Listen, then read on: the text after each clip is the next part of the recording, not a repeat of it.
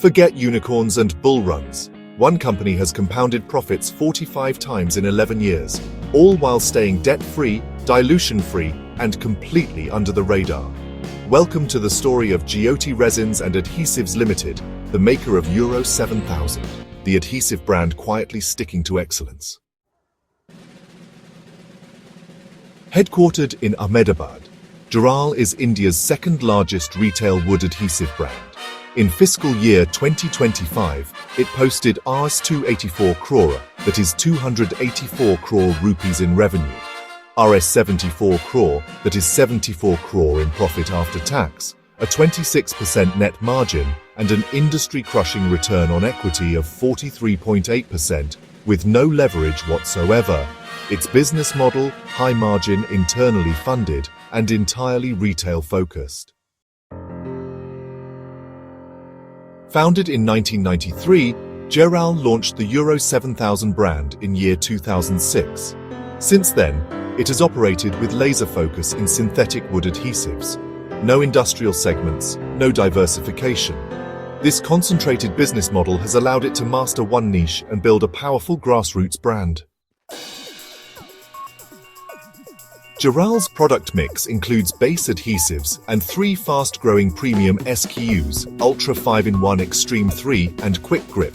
These offer 8 to 10% higher realization per unit and now contribute 40% of revenue. Management aims to grow that to 50% by fiscal year 2026, boosting margins without needing aggressive volume expansion. So, Jyoti doesn't just distribute, it actually builds deep relationships. With 35 branches, over 12,500 retail touchpoints, and a carpenter loyalty network of 4.2 lakh professionals, Jyoti drives bottom-up demand in Tier 2, Tier 3, and rural India. This loyalty-first approach, honestly, locks in repeat business and helps fend off price wars. From Rs 18 crore in fiscal year 14 to Rs 284 crore in fiscal year 25, revenue CAGR stands at 29.6%. PAT grew from Rs 6 crore to Rs 73, 8 crore, a 41.4% CAGR. ROCE has stayed above 30% since fiscal year 20, and free cash flow has been consistently positive, even during COVID. Not a single rupee of equity dilution or debt over 11 years. Fevicol from Pidilite remains the dominant player with over 70% share. But Jyoti is India's number 2 retail wood adhesive brand, and unlike peers like Astral or Jubilant, Jyoti sticks to one segment, one market, and one strategy. This focused execution has honestly created deep brand recall and strong margins. Jyoti's installed capacity stands at 2,000 tons per month. A 1,500 tons per month brownfield expansion is underway, with 500 tons per month already online. A greenfield plant is planned near Ahmedabad by fiscal year 2027. And here's the kicker. It's entirely funded from internal accruals. No debt, no dilution, no external strain.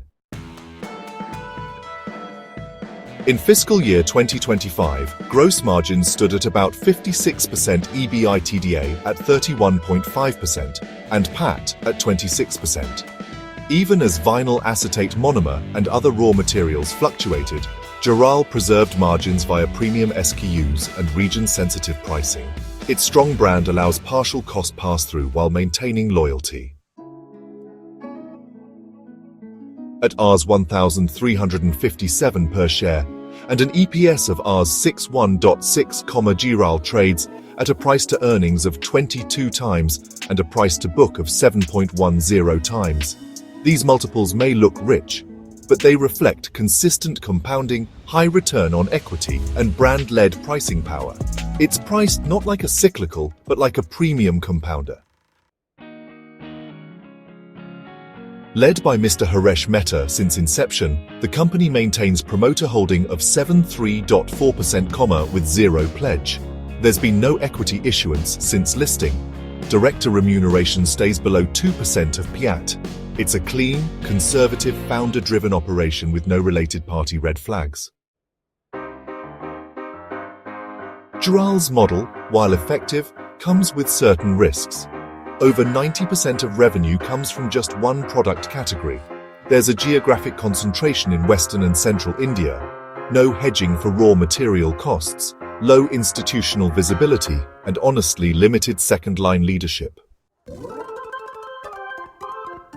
Jiral's moat is, well, multi-layered brand equity in rural markets, a premium SKU strategy that's really driving high margins, more than 30% operating margins for 3 years straight, zero debt, zero dilution, and consistent free cash flow.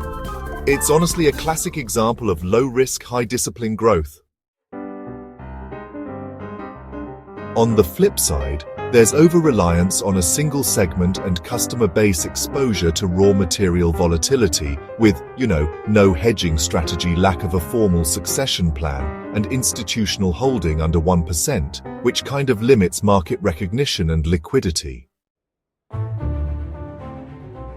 Smart investors should probably monitor a few key things. First, execution of brownfield and greenfield expansions. Second, growth in premium SKU contribution. Third, global trends in raw material prices. Fourth, any institutional investor entry. And finally, any slip in ROCE or margin profiles after expansion. This video is for educational purposes only and should not be considered investment advice.